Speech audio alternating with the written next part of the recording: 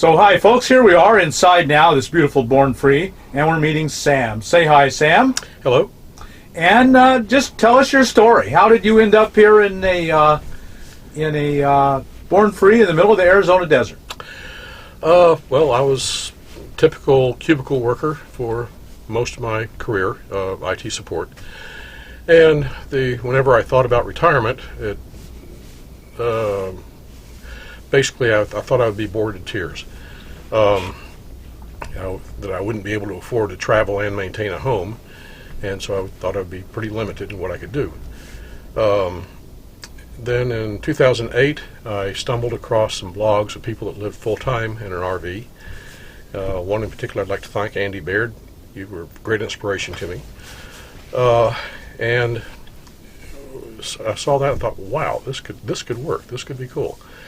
And over the past 8 years, I've read a lot of blogs and started watching a lot of vlogs and trying to figure out what would be the best rig for my purposes. And I finally, a little over a year ago, I tried a Class B, but I found I was not ready to be quite that minimalist. Didn't work out so well. You bought a Class B and I did, took yes. some trips in it. Yes. And when did you retire? Excuse me. Or did you retire? Yes, I retired in summer of 2014, but because of family issues, what have you, I couldn't really start getting on the road until the fall of 2015, and that's when I bought the Class B, and I fairly soon realized it wasn't going to work for me full time, and so I was able to sell that, fortunately. And then in May of 2016, when my house sold, I started looking online. In all my reading of blogs and studying and what have you over the years, for Class C RVs, two manufacturers kind of bubbled to the top, and those were Lazy Days and Born Free. And so, and then if you want a B plus or a very small Class C, you can add Chinook to the list. Anyway, when the house closed and I was able to actually move, I started looking on RV Trader and RVT.com, I believe, for both Lazy Days and Born Free RVs. And this one was the one that seemed to be the best combination of age, mileage, price, layout, what have you. So that's and it was up in Eugene, Oregon. So I drove from Texas to Eugene and bought it in early June of 2016 and been living in it ever since. So you would say that what you read said the Lazy Days, the Born Free, and the Chinook were the three best made. Correct. And that was probably a pretty big concern because so many RVs are made so poorly. Yes, and particularly since I plan to live in it full time, not just vacation in it. Right. You know, they're designed for 2 weeks a year, or 4 weeks, maybe 6 weeks max. Right. Not 52. Exactly. If you put in the 52, you got a lifetime's use in 1 year. Right. And at least so far, I mean, it's almost 7 months now that I've been living in here, and so far, the Born Free has lived up to its reputation. Yes, I've never heard a bad thing about a Born Free. No matter how old they are, they get worn and used, of course, but Yep. The manufacturing was superb. Yes. So, and it's lived up to all your expectations. It has. Good. And so you didn't mind buying a used one, and what year is this? It's 2005. So it's 11, 12 years old. Right. It's a 26 foot with a rear side bed back there, and had a what they call the entertainment center in the cab over instead of the cab over bed. When I bought it, there was of course 2005. They were still using the old tube type TVs, and that had long since gone, and I wouldn't have wanted it anyway. But there was a huge hole in the front cab over into the storage area and back, and I've since had that filled with a flat screen, and made other modifications also. And you did a remodel on the interior. Yes, I had it's still, when I bought it, it was, I think, basically pretty much stock as it came from Born Free in 2005. And I replaced the carpeting and linoleum or vinyl that they had in the rear with this simulated wood's kind of a pergo type material, maybe pergo for all I know. I'm not sure. And then it had two of these swivel chairs facing each other in a small table that would flip, could be stored sideways. You'd flip up and come down into a slot. And I got rid of one of the chairs and had a desk area built. And so the floor, the desk, the flat screen, it's the major things, and had some other minor modifications made. Well, you just look around this Born Free, any Born Free, and you see that everything is quality. Yes. It appears like it's actual real wood. It is, yes. The doors are real wood. I think the cabinetry is plywood. It's not the perf board or MDF. Right. But it's something you might find in a home. Yes. Not what you'd find in the cheapest RV that they could build. Right. Yes. You can't punch your fist through this. Right. You'd break your fist. Right. Right. So you had done the calculations, thinking about your retirement. You saw it coming up, and you knew you wanted to travel and see things. Yes. And you could not do both: own a home, make the payments, make the utilities, on and on maintenance, right, and travel. So it was kind of a choice of one or the other. Pretty much, yeah. And so you decided on traveling and selling the home. Correct. Yes, this is my only home. And as I was telling my family when I started this, I have no plan B on this. I'm committing it to it. Right. So maybe an apartment. If this doesn't work out. I could do something like that. Yes. Right. There's always. But well, that's always an option. But not a good option. Well, no. I mean, I lived most of my young adult life in apartments, and they do. They do. Yeah. But so. And so have you? So far, you haven't been doing it very long. Do you have any regrets? None whatsoever. Absolutely. Only that I couldn't start sooner. But, right. That as I think many people have said, that's their only regret in this lifestyle. So yes. Now I'm still very much a newbie. The first 4 months that I had the RV, I didn't have solar, and it just had the typical two marine/RV wet cell batteries in it, and so I pretty much was restricted to places where I could plug in. But in October I got the solar panels on and beefed up the coach batteries, and now I'm pretty independent. Right, and that's sweet. So you're a boondocker. You mainly stay on public land? Well, this is something new for me. Like I say, I got the solar panels in October, and in Oregon, and I had to drive back to Texas, and I mainly stayed at one BLM campsite, but mostly Walmart's on the way back, and that worked out very well. If I didn't see any RVs already in the parking lot, I would go into the customer service desk and ask what the store policy was on overnight camping, and they were usually very accommodating, or always actually very accommodating. Sometimes say, hey, park over this side, not that side, no problem, Right. And since then, I've been either camping on family's property, or in one instance where I have to be in a large city, I stay in an RV park and use my tow car to get around. Tow car is, as you've said many times, all configurations of RVs are compromises, and the tow car certainly restricts my ability to just stop when I see something interesting on the road, because I have to make sure I can get out before I can get in and everything. You can't back up. Yeah, exactly. So it is a restriction.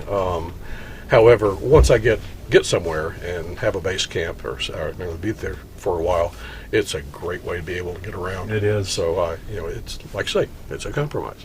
Drive this great big rig as a daily driver, or drive a nice, in your case, Subaru. So right. Yes. To me, that's a pretty clear choice. Yeah. And for now, this works well for me.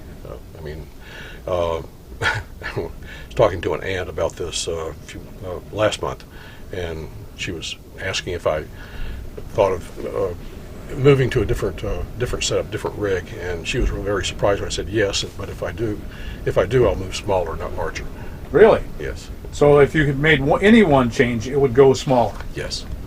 But you tried a Class B, and it Yeah, was... I would have to try. It would have to be a B plus or a smaller Class C. This is 26 foot. I believe I could, with a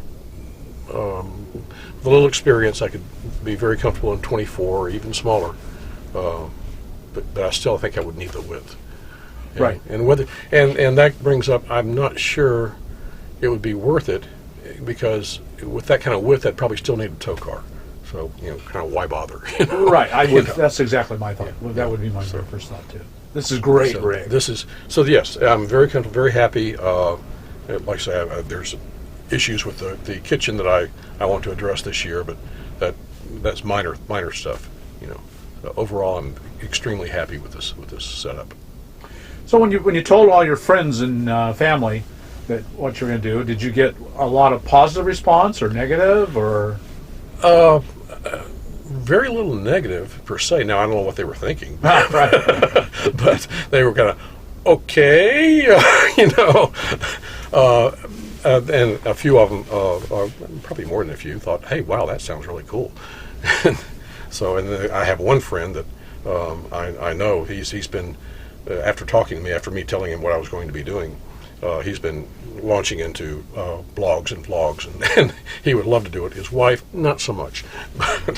So, Right.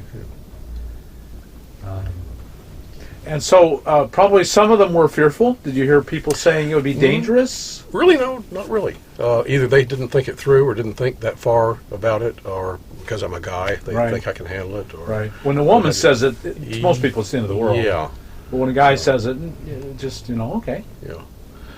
So no, I really didn't get any kind of issues like that. No. No. And did you have any fears?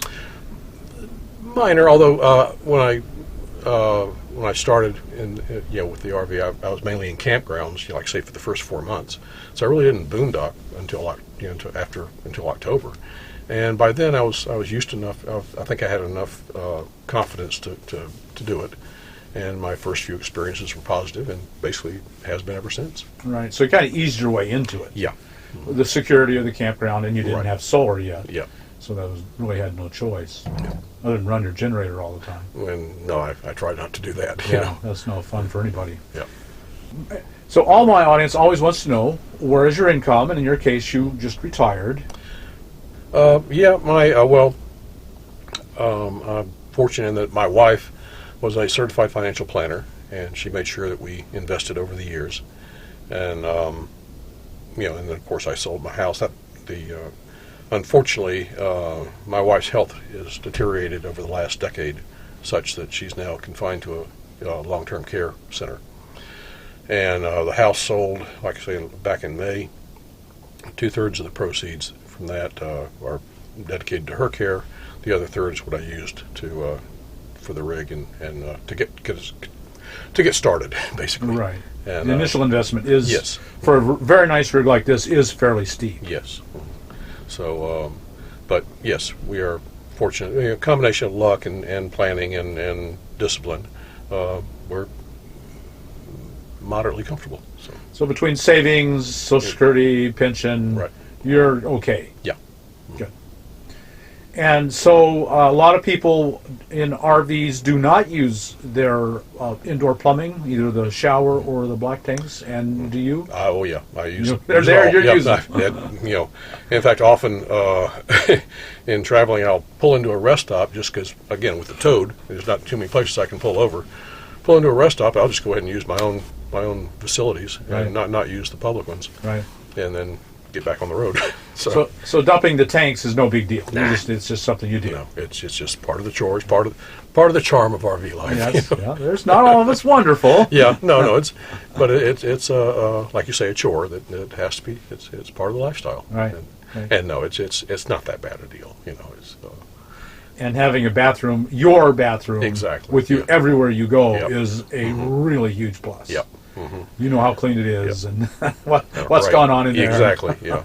And one thing that I think helped with the boondocking is that the monitors that come with the standard RV with the the little idiot lights where you have it's either empty 1/3, 2/3, or full. and they usually get clogged up and what have you. And they're usually wrong. We're usually wrong, yes.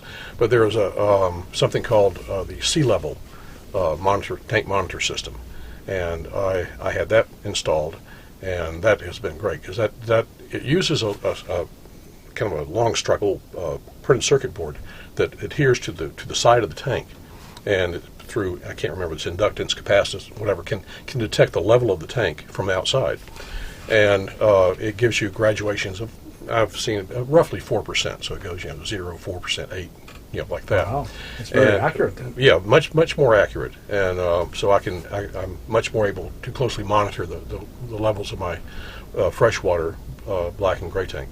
Wow, that's nice. Yeah, it is, and that's I don't know if the camera can see it, but it's right up here. And so fresh, I'm at 82%. Gray is 13, and black is 29. Wow, that's really nice. Yeah, that helped a lot. Takes a lot of the guesswork out. Right. So, let's see. Well, I think that about covers it. Okay. You're happy with your life. You're not thinking. You're glad you did it. You're not going back. Right. And you're just now starting into boondocking. Correct. And yes. so you really haven't formed an opinion. Several years ago, I found cheaprvliving.com and bought your ebook, and so I've been looking forward to meeting you and attending an RTR. Yeah. And 2017 is the year. Right. So and I'm very anxious to learn a lot more tricks about boondocking and through not only the seminars but also the experience. Right. Yeah, out here doing it. And that's a perfect way to do it, surrounded by other people who do it. Exactly, yeah. It really is. So. Ease into it. Know you're okay. This is safe. So on. Yep. All right. Okay, well, do you mind if we take a look around your rig? Not at all. All right, Yep. let's do that. That's it.